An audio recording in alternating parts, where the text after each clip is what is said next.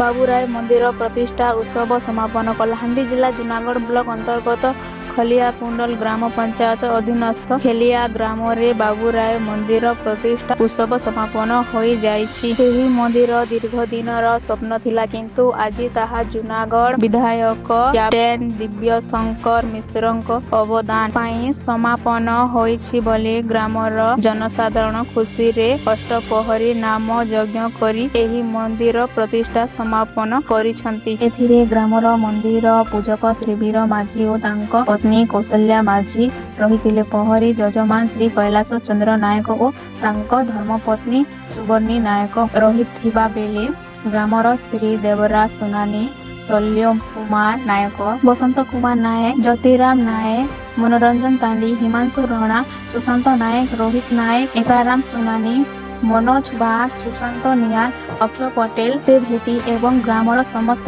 ଜନସାଧାରଣ ସାହାଯ୍ୟ ସହଯୋଗ କରିଥିଲେ ଏବଂ ଦର୍ଶକମାନେ ସୁନ୍ଦର ଭାବରେ ପ୍ରସାଦ ସେବନ କରି ହରିନାମ ରସ ପାନ କରି ଆନନ୍ଦ ଉପଭୋଗ କରିଥିଲେ। କଳାହାଣ୍ଡି ଜିଲ୍ଲା ଜୁନାଗଡ଼ରୁ ଲାବଣ୍ୟ ନାୟକଙ୍କ ରିପୋର୍ଟ, ଟାଇମ୍ ଅଫ୍ ଓଡ଼ିଆ।